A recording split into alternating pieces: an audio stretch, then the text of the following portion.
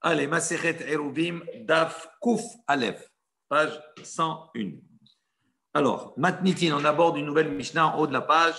Hadelet shebe mukse, vahadakim shebe pirza, umahatzalot, en no'alin ba'en ela imken gvohim min haaretz. Donc, une porte, Hadelet shebe mukse. Mukse, c'est l'arrière-cour, on va dire, qu'il y a derrière la maison, qui est généralement utilisé comme un dépôt qui n'est pas très fréquenté, on va dire, plutôt. Et donc, elle a un certain statut qui est le statut de carmélite, on va voir. Donc, Haddelet, c'est la porte qui se trouve, qui donne sur cet endroit, sur ce dépôt-là. Donc, généralement, ce n'est pas une porte qui est fixée, qui est qu'à voir, on va dire, et donc, on va voir que toute la problématique, si on l'ouvre, on la ferme, est-ce qu'il n'y a pas est-ce qu'on ne considère pas qu'on est bonné, c'est-à-dire qu'on est en train de construire quelque chose. Donc, on va voir la Mishnah ce qu'elle nous dit. Donc, cette porte qui se trouve, qui donne sur un dépôt, vechaddakim, ou bien c'est un tas d'épines, de ronces, d'accord, on a mis ensemble, chez Pirsa, qu'on met pour fermer, boucher l'endroit d'une pirsa, c'est-à-dire d'une brèche. Ou mahatzalot, ou bien également, mahatzalot, c'est, on va dire, comme un paillasson, d'accord, c'est fait avec des ronces, des roseaux, etc. En no'alin ba'en, on ne peut pas fermer avec eux. Et là, imken uniquement dans le cas gvohim min haaretz, où ces éléments-là sont attachés, ils sont, d'accord, au-dessus de la terre. S'ils traînent par terre, à ce moment-là, on considère que c'est quelque chose de fortune, et donc on peut considérer cela que si on ouvre ou on ferme, on est un bonnet, on construit. Donc pendant Shabbat, on n'a pas le droit de faire. Après, on va regarder dans la Mishnah. Urmin ou, on vient objecter dans la Gemara, Delet hanigreret, donc une porte qui traîne par terre, ou mahatzelet hanigreret, ou bien un paillasson qui traîne par terre. Vekankan hanigra, ou bien kankan, Rashi explique, c'est une partie, la partie arrière de la charrue. D'accord? Donc c'est une planche, etc. Tout cela qu'on peut utiliser pour fermer en tant que fermeture. Hanigra qui traîne. Bisman shekeshurin utluyin. À partir du moment où ils sont attachés, utluyin, et qu'ils sont suspendus, d'accord, mais qui touchent par terre, no alin bahen be Shabbat. On peut fermer les ouvertures le Shabbat avec ces éléments-là. Ben salir lomar be Yom Tov. On n'a pas besoin de préciser qu'on peut le faire également be Yom Tov. Donc on voit qu'il y a une contradiction avec notre Mishnah, puisque là on a dit notre Mishnah, pour que ça puisse marcher, pour qu'on puisse fermer, il faut que ce soit un élément qui soit au-dessus de la terre. Et là on voit que c'est hanigreret, hanigrach, c'est-à-dire que c'est quelque chose qui touche le sol. Et pourtant on a dit que c'est valable. Amar Abaye répond, il dit Besheyesh lahem tsir. On parle dans le cas où il y a là-bas des gonds. Donc s'il y a des gonds, à ce moment-là, c'est un signe que c'est considéré comme une porte. Donc c'est un signe d'ouverture et de fermeture. Et donc comme c'est une porte qui est fixe, donc il n'y a pas de problème. C'est pour ça qu'on a dit que l'on peut fermer ou ouvrir pendant Shabbat, même si effectivement c'est quelque chose qui est grave, qui touche au sol. À partir du moment où il y a des gonds, cela signifie qu'on a affaire à une porte. Rava, hein? Donc c'est pour ça. Voilà. C'est pas simplement que Moukse, c'est pas un problème de Moukse. C'est pas une délette. C'est une planche. C'est une planche, par exemple. Il n'y a pas de tir. Il n'y a pas de tir, c'est ça. Donc, quand dans notre Mishnah, on parle d'une planche qui n'a pas de tir, tandis que dans l'objection qu'on a rapportée, la variété qu'on a apportée, on parle, c'est avec tir, avec des gonds. Donc, c'est une vraie porte, même si ce n'est pas fait d'une manière, on va dire, habituelle, même si elle n'est pas de bonne qualité. OK? Rava lui donne une autre réponse. Il dit non, Beshehaya la hentir. Il dit même s'il n'y a pas les gants à ce moment-là, à partir du moment où il y avait des gants, on considère que même si les gants ne sont plus là, comme il y a eu des gants, on considère que c'est une porte qui est fixe et donc ce n'est pas considéré comme quelque chose qui est de l'ordre du bonnet. Mais Tive, on vient objecter. Delet hanigreret ou mahaselet hanigreret, vekankan hanigrach. Bisman shekshurin utluyin ugvuin min haaretz afilu melonema no'alin bahen ve'im lav en no'alin bahen. Donc on vient objecter de nouveau avec une baraita, un enseignement qui nous dit une porte qui traîne ou bien mahatzelet, un paillasson qui traîne, le kankan ou bien ce kankan qui traîne, bisman, à partir du moment shekshurin utluyin ugvuin. Donc on voit ici que quoi? Qu'il y a des conditions pour que ça soit utilisable. Il faut que ça soit attaché, que ça soit suspendu Et il faut que ça soit minaretz, il faut que ça soit élevé de la terre. Il dit afilo melonema, même si c'est élevé d'un cheveu, ça veut dire que ça ne touche pas vraiment le sol. Non, aline baen, on peut fermer. Sur ça, sous-nom, on voit ici que quoi? Que les conditions pour que ça soit considéré comme une porte et non pas comme une notion de binyan, de construction, il faut qu'il soit non seulement attaché, etc., suspendu, mais il faut qu'il soit également suspendu de la terre, au-dessus de la terre. Donc, c'est contradictoire avec ce qu'on a dit précédemment.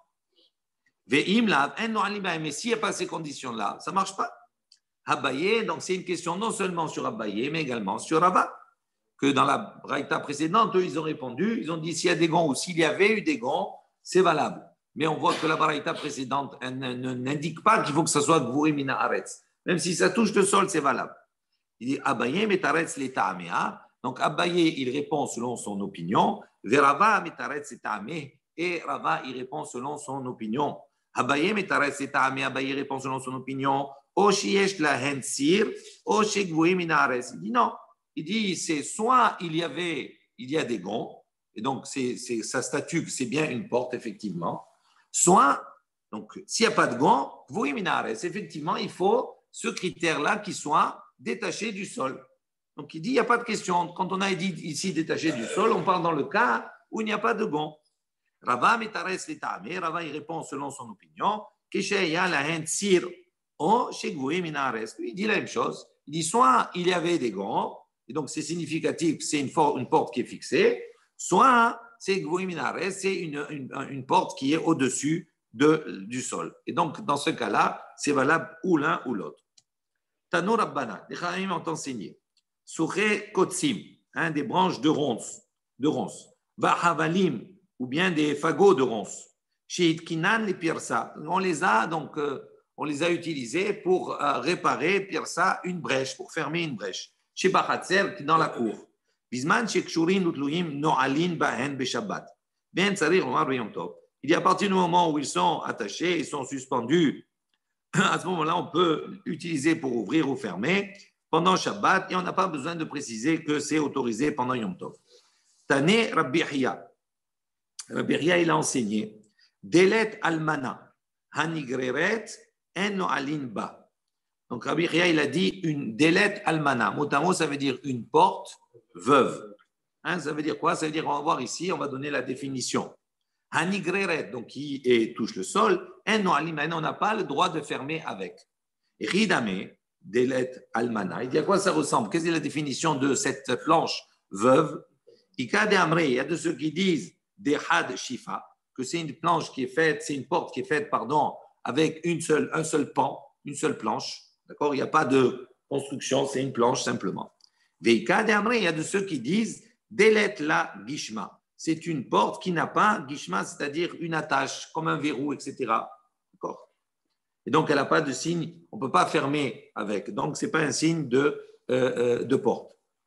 Amar Rabbi Yehuda, Hay medurta mi ma'ala lemata share, mi mata lema'ala asir. Donc, autre chose, Rabbi Yehuda, il donne un autre enseignement sur un autre problème. Il dit Hay medurta.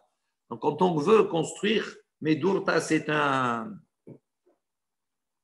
Comment on dit en français? Medura. Un feu de camp, voilà. Medurta, medurta, un feu de camp. On veut faire un feu de camp, ok? Il dit, quand on le construit, le feu de camp, il est fait comment? On commence par le bas, on met des bois, etc., tout ça, et on monte. Et quand on monte, on forme comme un genre de OL, comme un genre de tente, d'accord? Il dit, ça c'est problématique si on fait ça pendant Yom Tov, on construit une tente. Donc ça, c'est interdit pendant Yom Tov, de faire un OL. Ok? Donc il dit, comment on peut faire? Il dit à ce moment-là, mi ma'ala mi lemata. Si on commence par le haut, donc ça veut dire il y a une personne qui tient le haut, d'accord? Et puis la personne après, elle vient et elle commence à monter le bas. Donc à partir du moment où elle a commencé vers le haut et après elle a fini par le bas, à ce moment-là, ça s'appelle un chinouille. C'est une manière différente de faire la chose et dans ce cas-là, c'est autorisé. Charret.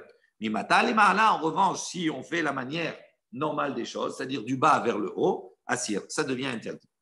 Vechen, il dit c'est la même problématique, bi'ata, pour un œuf. Il dit quand on veut faire cuire un œuf, etc., tout cela, d'accord, on tient d'abord l'œuf en haut et après on met le bois et on met ce qui est la grille, etc., ce qui est nécessaire en bas pour pouvoir le faire griller, pour pouvoir le faire cuire. Et si on fait l'inverse, on construit un OL, d'accord? Si on met des bois comme ça et on met l'œuf en haut, l'œuf, ça va fermer, donc ça, c'est construit comme si on construisait un OL. Vechen kidra, la même chose pour une marmite. Quand on met la marmite, si on met un bois de chaque côté et on met le feu au milieu comme ça et on met la marmite dessus, à ce moment, quand on met la marmite, ça fait un OL. Donc il dit on met d'abord la marmite, on tient la marmite en l'air et après on place les bois sur le côté pour pouvoir faire un OL, on va dire, qui soit un béchinouille détourné. Vechen pour rien, il dit la même chose quand on fait un lit. Fais le lit, si tu mets les 4 pieds et tu mets la planche dessus, à ce moment-là, tu crées un OL. Donc tu tiens la planche et tu mets les 4 pieds après. Vechen havita, il dit la même chose quand on monte des tonneaux. Il dit si tu mets un tonneau à droite, un tonneau à gauche, tu mets un tonneau dessus, donc tu crées également dessous un OL. Donc tu dois tenir en haut et après mettre les tonneaux par-dessous. Donc tout ça, c'est la même règle. Amar le Haout Sadouké le Rabbi Yoshua ben Hanania. Donc on raconte qu'un Sadducéen a parlé, s'est adressé, il a demandé à Rabbi Yoshua ben Hanania. Il lui a dit Hidka'a, vous ressemblez à des épines, vous le peuple d'Israël. Dirtiv Bechou, parce qu'il est dit à propos de vous, Tuvam Kehedek. Il dit c'est ceux qui sont bien, d'accord, les biens parmi vous, ils sont Kehedek comme des épines, comme des ronces. Amar le Shatia, il lui a dit imbécile que tu es. Shefil, ici, fait d'ikra. Il faut aller voir la fin du Passouk. Dirtiv, comme c'est marqué, Yachar, Mesoucha. Donc, ils sont droits, comme Mesoucha, comme la Souka. Donc, ça veut dire qu'ils sont justes, ils sont bien. Pas comparés comme des épines. Et là, il dit, Ve'ela, Maï Tuvam, Kehedek. Il dit, mais qu'est-ce que ça veut dire? Quel est le pirouche de Tovam? Les biens, ils sont comme des épines. Il dit, Keshem, Shehaddakim alalou, Maginim ala pirsa. Il dit, de la même manière que ces tas de ronces, on les utilise également pour fermer les brèches. Il dit, car la même chose pour le Ham Israël, Tovim Shebanu Meginim Alenu. Il dit, ceux qui sont bien parmi nous, les tzadikim, les sages, ils nous gardent. Ils sont comme des ronces, ça veut dire qu'ils ferment les brèches et c'est eux qui nous protègent. Davar Aher, il y a une autre explication. Tuvam Kehedek. Donc, les biens parmi vous, c'est comme Hedek, comme des épines. Chez Mehaddakin et Arshaim, la Gehinam. Chez Neymar, Kumi Badushi Batzion, Kikarnech Asim Barzel, ou par Sotaïr Asim Nechusha, Vahadikot Amim Rabbim Vegomer. Il dit donc, qu'est-ce que ça veut dire Kehedek? Hedek, le Hed comme le He, c'est la même chose chez Mehaddakin et Arshaim. Ils vont donc piétiner, ils vont écraser les Rechaim, ils vont, on va dire, broyer les Rechaim, la Geinam, vers le Geinam, ils vont les envoyer. Comme c'est marqué, Kumi Badushi Batzion. Il lui a dit, lève-toi debout, et foule, Douchi et foule Batzion, fille de Sion, qui Karnech Asim Barzel. Il dit, car je te donnerai des cornes de fer, ou par Sotaïr, Asim Nechusha, et des sabots également de Nechusha, d'airain. Va'arikot amim rabbim, pour que tu puisses vahadikot, pour que tu puisses broyer, écraser amim rabbim, beaucoup de nations.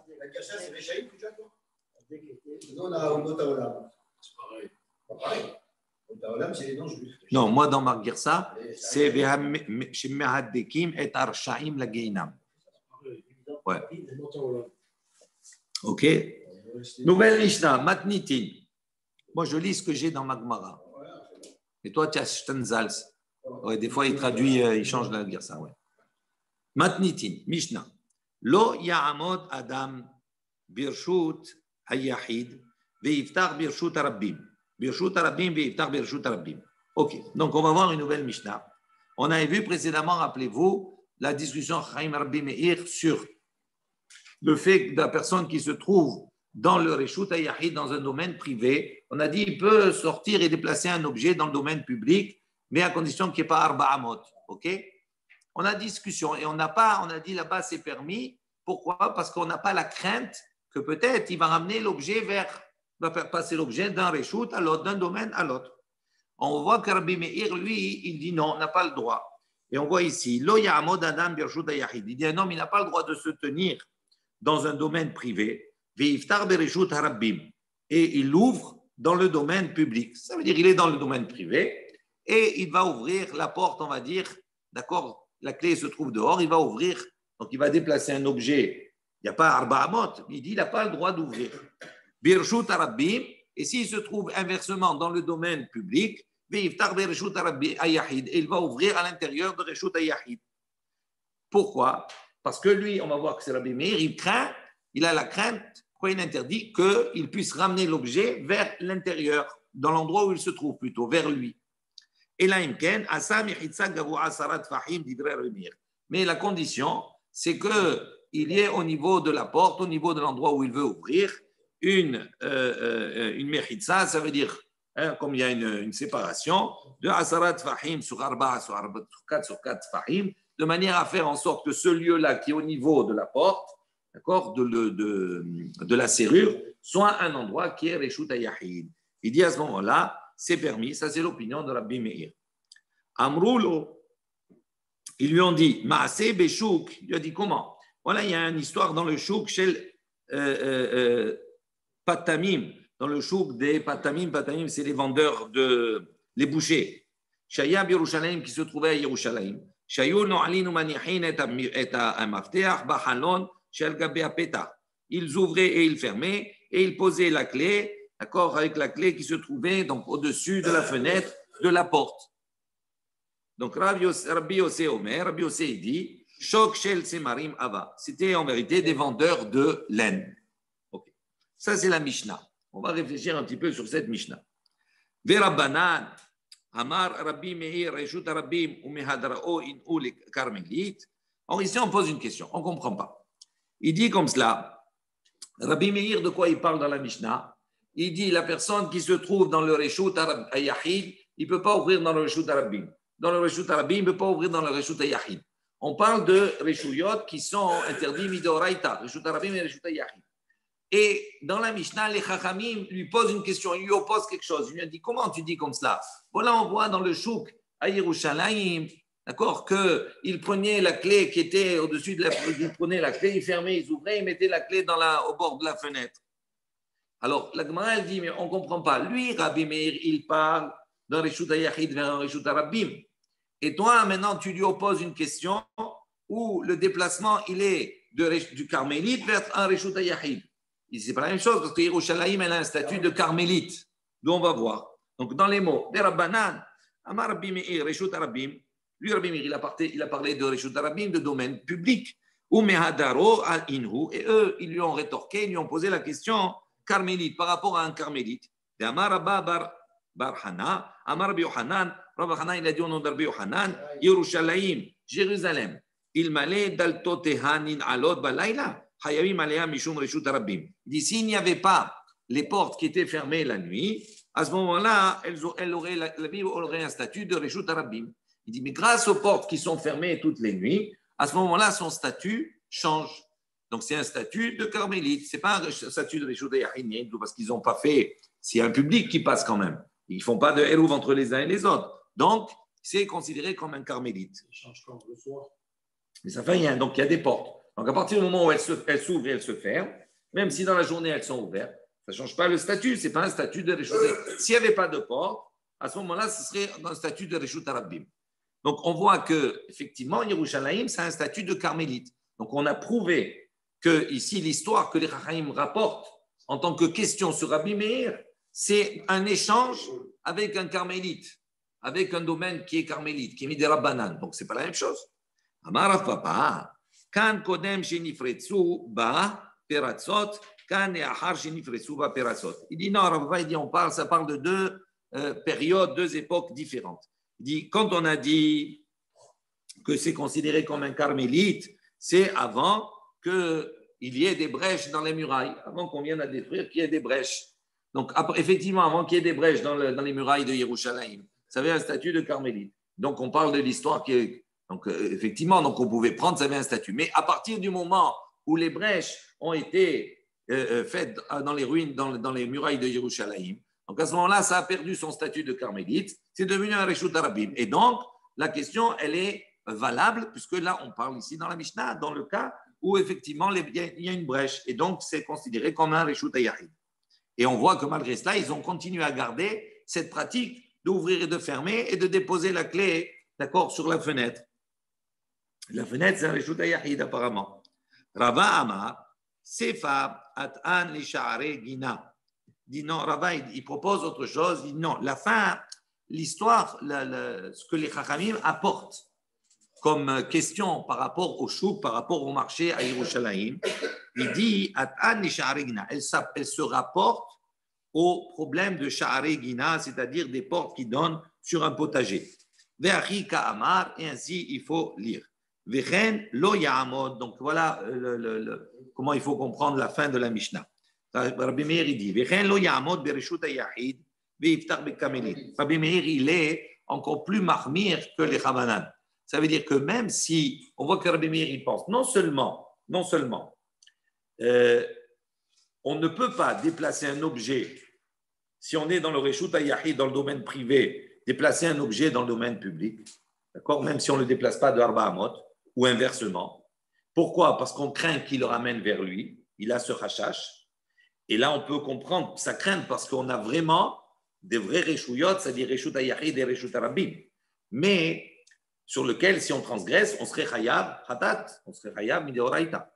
Maintenant, Rabbi Meir, il va plus loin. Il dit même quand il y a échange entre un réchout arabim ou un réchout ayahid avec un carmélite, lui, il interdit Rabbi Meir aussi. Il dit que même si j'ai échange avec un carmélite qui, normalement, mideoraita, il n'y a pas de problème. Si j'ai déplacé un objet de Reshut Yahid au carmélite ou inversement, je serai chayab que miderabanan, pas mideoraita. Malgré cela, Rabbi Meir, il dit non, c'est interdit. Il dit, on voit, lo ya'amod. Ainsi, Rabbi Meir, il dit, lo ya'amod, il ne peut pas se tenir de Reshut Yahid dans un domaine privé. Ve'iftar bekarmélite, et il ouvre la porte bekarmélite, donc qui se trouve dans le carmélite.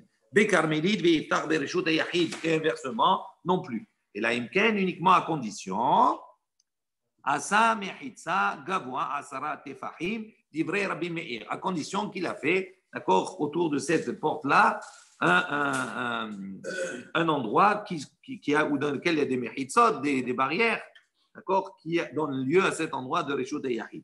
Ça, c'est l'opinion de Rabbi Meir. Amroulo, sur cela, les Chachamim lui ont dit מעשה בשוק של פטמים שהיו בירושלים, שהיו מניחים את המפתח בחלון שעל גבי הפתח. Donc là, on comprend l'interrogation des Chachamim. Comment toi tu interdis à Vilou, même si c'est carmélite? Voilà qu'à Yerushalayim, il faisait cela.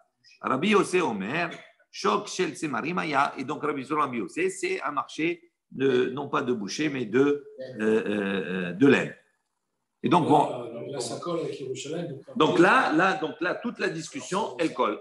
C'est avant que les brèches. Oui, pourquoi il propose là? Non, c'est-à-dire, Rava, il propose une autre réponse que les brèches ou pas. Parce que c'est un peu difficile de dire qu'au moment où ça s'est passé, etc., il y avait pas de brèche. Oui. C'est pas logique. On ne peut pas se servir de versions. Oui, Rava, il n'est pas d'accord. Il dit non, c'est pas le problème des brèches ou pas. Non, parce que s'il propose autre chose, ça veut dire que pour lui, il y a une brèche, entre guillemets, dans la proposition précédente. D'accord? Donc, c'est pour ça qu'il propose autre chose. Et donc, il y a une autre lecture. Et il dit que Rabbi Meir, en fin de compte, lui, il est mahmir même quand il a affaire à un Reshut Yahid avec un carmélite. Et donc, c'est pour ça l'interrogation des Chachamim de dire, voilà, à l'époque, à Yerushalayim, on faisait comme cela, même alors que Yerushalayim est un carmélite, pourtant on le faisait. OK. Il y a une marloquette, donc il y a une marloquette, Rabbi Meir et Rabbanan sur ce sujet. Tanou Rabbanan, les Chachamim ont enseigné. Pitré Sha'are Gina, les portes donc qui donnent sur Sha'are Gina, sur un potager. Le potager, il a un statut de carmélite. Retenez cela. Bisman Sheyesh Lahem Bet Sha'ar Mi Bifnim Poter Venoel. Il dit si maintenant ce potager, il a un Bet Sha'ar, c'est-à-dire pas un portail. Il a une petite maison devant. Ça veut dire que une loge, voilà, une loge, maison de garde, une loge. Donc ça veut dire que cette loge-là, c'est un Reshut Yahid, c'est un domaine privé. Donc il dit si il y a Bisman Sheyesh Lahem Bet Sha'ar Mi Bifnim, donc à l'intérieur du guina, du jardin, d'accord, il y a donc cette loge. Il dit à ce moment-là, Poter Venoel. Il peut ouvrir et fermer de l'intérieur. Pourquoi? Parce que on va voir ici que c'est important, il y a une notion qu'on n'a pas évoquée, c'est que les serrures à l'époque, ce n'est pas des serrures comme nous on a maintenant. Les serrures, c'était un bloc qui sortait de la porte et qui avait généralement 4 sur 4. Ça veut dire que la serrure, c'était un Reshut Yahid en soi. D'accord? Donc, il dit ici, à ce moment-là, parce que quand tu rentres la clé dedans, tu rentres dans un Reshut Yahid. Donc, ici, quand il y a une loge autour, à ce moment-là, tu te trouves déjà dans un Reshut Yahid et tu rentres dans un Reshut Yahid, il n'y a pas de problème, il n'y a pas d'interdit. OK? Donc, il dit ici, les Khaïm, ils disent comme cela. S'il y a Bet Sha'ar mi bifnim, poter venoel bimizim, on peut ouvrir et fermer de l'intérieur. Mi bachut, si le Bet Sha'ar, c'est-à-dire la loge, elle est à l'extérieur, poter venoel mi bachut, on peut ouvrir et fermer de l'extérieur, il n'y a pas de problème. Mikan ou mikan, si maintenant il y a une loge à l'intérieur et à l'extérieur du potager, poter venoel kan vekan, on peut ouvrir et fermer de l'intérieur ou de l'extérieur. Donc jusque-là, il n'y a pas de souci. En revanche, en la m, lo lekan velo lekan. Si maintenant il n'y a pas du tout de loge, ça veut dire qu'il n'y a pas de loge à l'intérieur ni à l'extérieur. Il n'y a pas de loge, rien. Il y a la porte, je vais ouvrir. Ah, il y a une porte. Oui, la porte, tu as la porte, tu as la serrure qui fait objet, on va dire, de Reshut Yahid. Et devant, tu as une loge, tu as un Bet Sha'ar. Ça veut dire le Bet Sha'ar, c'est des mechitzot, c'est fermé comme ça. Donc quand tu rentres dans le Bet Sha'ar pour pouvoir ouvrir, tu es déjà dans un Reshut Yahid. Donc, comme la clé est dedans dans le Reshut Yahid, il n'y a pas de problème. Tu peux ouvrir et fermer, puisque tu ne transportes pas, tu ne fais pas passer l'objet d'un Reshut à un Reshut, d'un domaine à un autre, parce que c'est dans le même. Moitié, tu as dit qu'on peut ouvrir de là et de là. C'est-à-dire, si tu as la moitié dans le Reshut Arabim. Non. Si tu as une loge qui est au milieu des deux. Non, on n'a pas dit ça. On n'a pas dit ça. Non, tu n'as pas compris. Ça, c'est le jardin, OK? Il y a une porte ici. J'ai Bet Sha'ar. Dedans ou dehors? Ça c'est facile. Ça. À l'intérieur. Quand je suis dans le Bet Sha'ar, je peux ouvrir. J'ai le Bet Sha'ar à l'extérieur. Après, j'ai un Bet Sha'ar là et un Bet Sha'ar là. Deux Bet Sha'ar ici, un de chaque côté, un dans le Guina, deux sas, un d'un côté, un de l'autre. Il dit à ce moment-là, je peux ouvrir d'un côté comme de l'autre, il n'y a pas de problème. Maintenant, on te dit, s'il n'y a ni l'un côté ni de l'autre. Donc, à ce moment-là, la porte, elle est seule. Il dit à ce moment-là, Asurin. Donc, en la en, lo le kan, velo le kan, Asurin. Kan, ve kan, c'est interdit de l'intérieur, c'est interdit de l'extérieur. Il dit, vechen, continue la braïta, vechen hanuyot. C'est la même chose pour les magasins, aptuchot, les reshut arabim, qui sont ouverts, qui donnent sur le domaine public. Bisman, chez un man'oul, les mata miasara. Donc il dit, si maintenant le man'oul, c'est-à-dire la serrure, elle est positionnée, les mata miasara fahim, en deçà de dit fahim. Donc on va dire que le man'oul, elle a 4 sur 4. Si elle est au-dessus de dit fahim, ça devient reshut yahid. On est d'accord? Si maintenant c'est en dessous, c'est considéré comme carmélite. Non. Carmélite, on a dit, puisqu'elle a 4 sur 4. Si elle a 4 sur 4, elle a un makom qui est conséquent. S'il y a moins que Asarat Fahim, on dit c'est un carmélite. Et oui, parce que c'est comme un obstacle au milieu de la route. D'accord? C'est ça la définition d'un carmélite. Donc il dit Aman ulemata me asara. Si la serrure, elle est en deçà de 10, mais vi mafteach me'erev Shabbat, il dit il apporte la clé la veille de Shabbat. Umanicho be'eskupa. Et il la pose dans la escoupa, dans le seuil. La escoupa, rappelez-vous, on avait dit, c'est également, ici on va voir, c'est un carmélite. C'est-à-dire, il y a 4 sur 4, mais il y a moins que Asarat Fahim. Les mahar et le lendemain, poter arve Noël, donc il peut ouvrir et fermer. Ou mahazero les escoupa. Et il peut ramener la clé sur la escoupa. Donc, oui, bah d'accord, ça d'accord. On ne parle pas maintenant de. On parle pas de la. Ça, c'est encore moins. Non, mais je vais dire la escoupa. Imagine, tu as mis un paillasson, tu l'as caché dessous. Ça arrive, ça aussi. Maintenant, le cas suivant, tu vas voir que c'est encore plus problématique.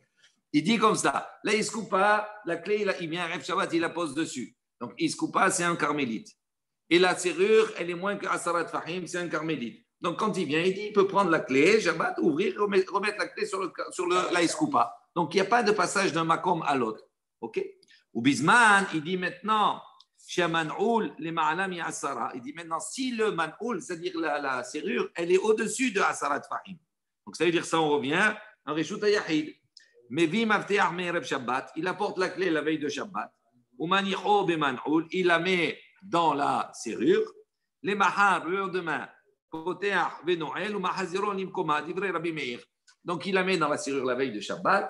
Il ouvre le jour de Shabbat, il referme, il la laisse à son endroit, c'est-à-dire dans la serrure. C'est une image, c'est-à-dire qu'il la laisse dans le même truc. Donc là aussi, tu peux te poser la question, ça sert à quoi d'avoir une porte si tu laisses la clé à la porte? Non, mais on va dire comme ça. D'accord? Ça, c'est l'opinion de Rabbi Meir. Les Chachamim disent, ils disent, même si la serrure elle est au-dessus de 10 tfahim, mais il apporte la clé la veille de Shabbat, il la pose dans le iskupa, le lendemain, il peut ouvrir et fermer, il la repose à son endroit sur la iskupa, ou bien ou sur la fenêtre qui se trouve au-dessus de la porte. Il dit, dans l'interprétation ici des Chachamim, on va voir, on parle d'une man'oul qui n'a pas 4 sur 4, qui a 3 sur 3, par exemple. Il dit à partir du moment où la escoupa elle a 3 sur 3, même si elle est ma'ala mi'asarat fahim, c'est considéré comme mekom petour. Donc, d'un mekom petour, il n'y a pas de problème de déposer l'objet du carmélite vers le mekom petour. Il n'y a pas de souci. Im yesh bahalon arba al arba. Il dit maintenant, il a le droit soit de la remettre sur la escoupa c'est carmélite, ou sur la fenêtre.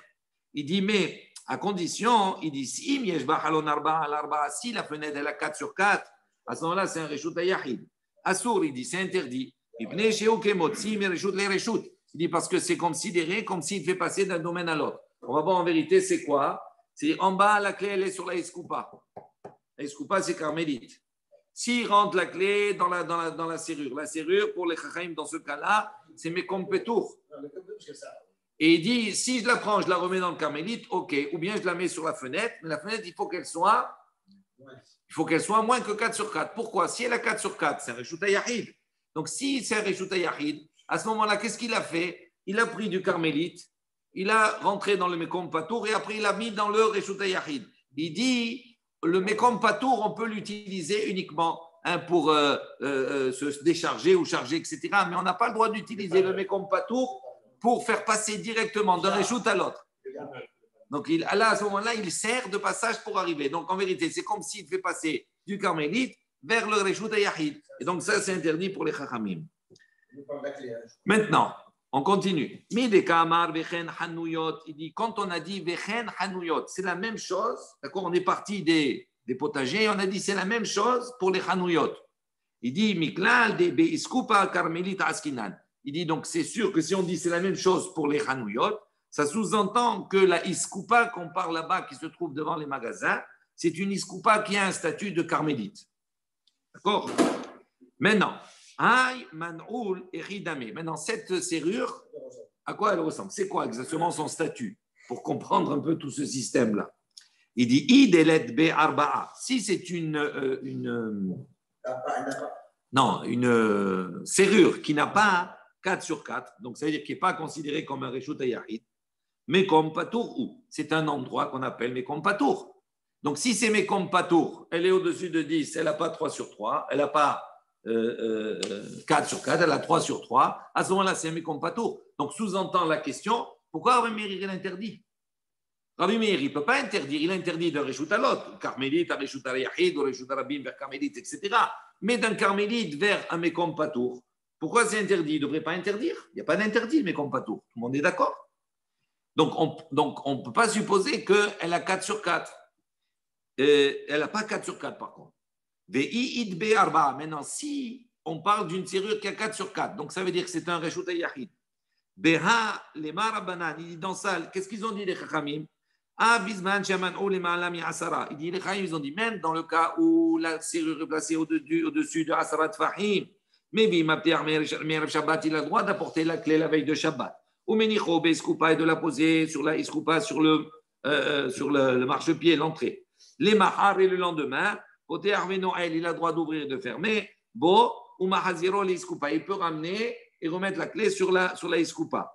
Oh, la Halon, ou bien il peut remettre la clé sur la fenêtre, Shel Gabé Apeta, qui se trouve au-dessus de la fenêtre. Veaka Metatel, Mikarmeni, Tereshut Yahid.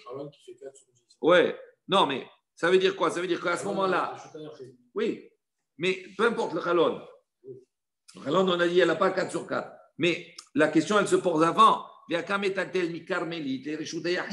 Si tu dis que la serrure, elle a un 4 sur 4, elle est au-dessus de dit Fahim, comment les Chachamim y permettent? Ils ne devraient pas permettre. Pourquoi? Parce que elle est dans le carmélite. Et il va arracher de mettre dans un Reshut Yahid et après tu le remets sur le carmélite. Donc c'est sûr que ça serait interdit. Donc comment ils permettent? C'est sûr que ce n'est pas le 4 sur 4. Donc on a dit, si c'est moins que 4 sur 4, il y a une question sur Rabbi Meir. Si c'est 4 sur 4, il y a une question sur les Chachamim. Donc c'est quoi? Amar Abaye, donc on s'interroge sur le statut de cette serrure. Amar Abaye, il a dit, Le'olam de enbo arba'a. Il dit, on parle ici dans un cas où il n'y a pas 4 sur 4. Alors, veyesh bo, les hok ou l'ashlim ou les arba, ou béa plié. En vérité, il n'y a pas 4 sur 4. Donc, s'il n'y a pas 4 sur 4, il n'y a plus de questions sur Rabbanan. Et s'il n'y a pas 4 sur 4, il y a question sur Rabbi Meir. C'est un Mekom Patour. Donc, comment lui, il interdit? Il dit, là, en vérité, toute la marloquette entre Rabbi Meir et les Chachamim dans ce sujet, c'est sur le principe qu'on a déjà vu dans Shabbat, les Chok ou l'Ashlimon les Arba. Il dit, si on a devant soi, par exemple, elle fait 3 sur 3. Rabbi Meir, il dit, si maintenant, virtuellement, je peux creuser la porte et qu'en creusant, j'arrive à compléter le manque, c'est-à-dire comme s'il y avait 4 sur 4, à ce moment-là, Rabbi Meir, il prend en considération cette projection et considère que même si elle n'a pas physiquement 3 sur 3, 4 sur 4, on considère comme si elle est 4 sur 4. Et donc, il la considère comme un Reshut Yahid et c'est pour ça qu'il interdit. Et c'est sur ça qu'ils sont en marloquette. Des Rabbi Meir, ça va. Rabbi Meir, il pense Chokekin, les Hashlim.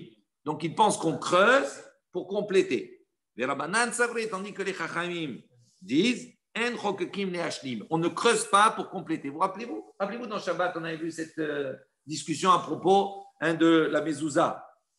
Dans la mezouza, on a dit quand on a une arcade comme cela, d'accord, pour savoir comment on place la mezouza, et donc il a dit est-ce que si on creuse, etc., pour compléter le mashkov, etc., tout cela. Ok?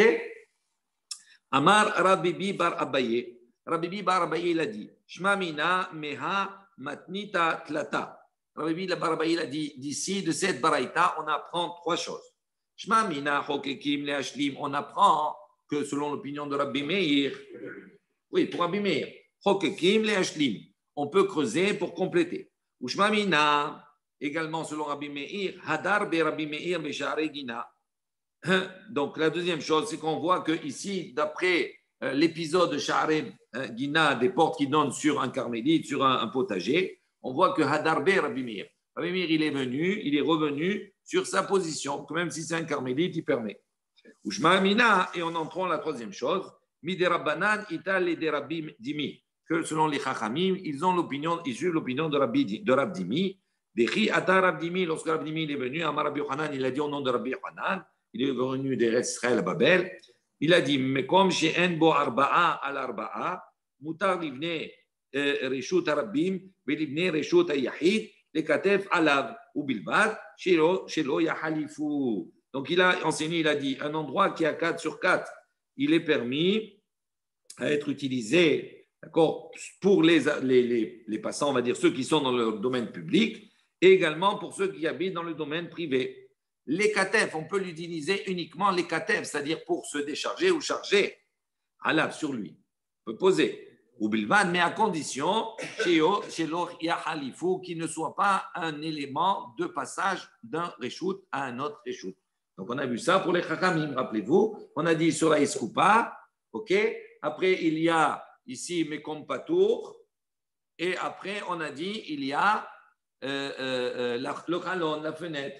On a dit, si le halon, il a 4 sur 4, ça ne marche pas. Pourquoi? Parce qu'il fait passer du carmélite au Reshut Yahid en passant par le Mekom Patour et on apprend ça que c'est interdit. Nouvelle Mishnah, Matnitin. Nagar Shiesh Berosho Glustera. Donc, Nagar, rappelez-vous, on a vu dans Shabbat également, c'est un genre de clou, d'accord, qui est utilisé pour fermer les portes. Une cheville, c'est-à-dire il y avait un trou dans le sol.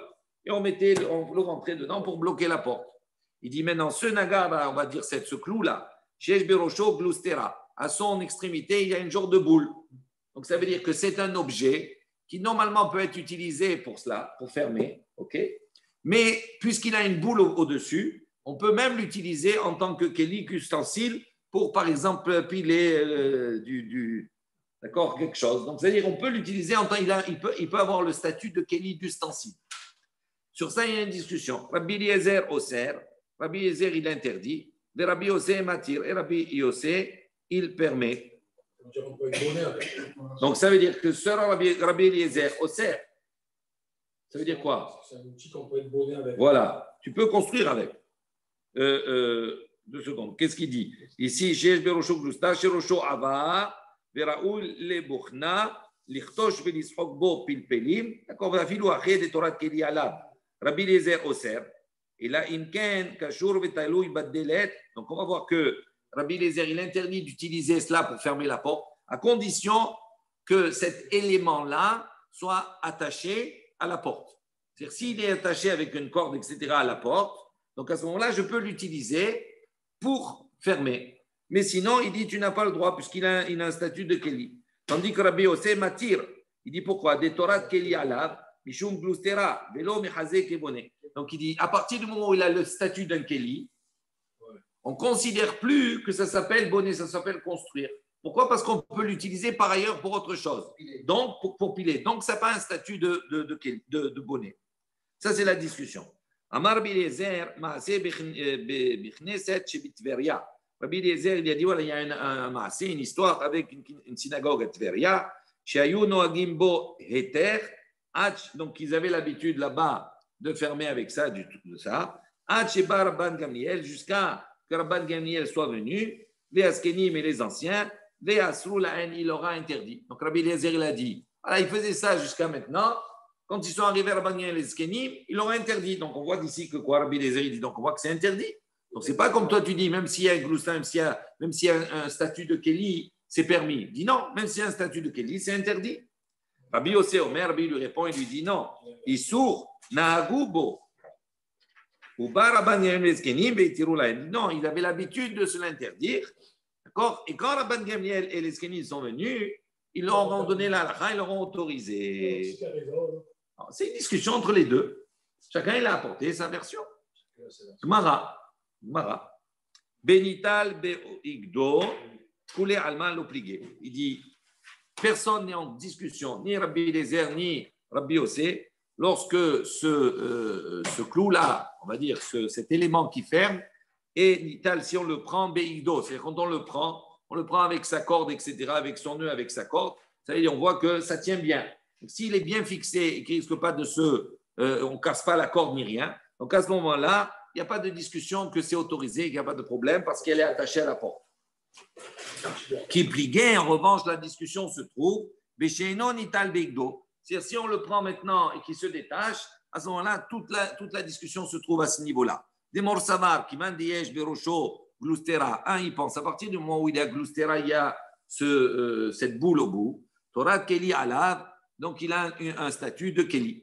Ou Morsavar, qui mandiesh non Nital Beigdo, et l'autre, il pense que non, à partir du moment où on l'a, non Nital Beigdo, on ne peut pas le prendre, on le prend et on apprend tout avec, il n'est pas attaché correctement, l'eau, c'est interdit.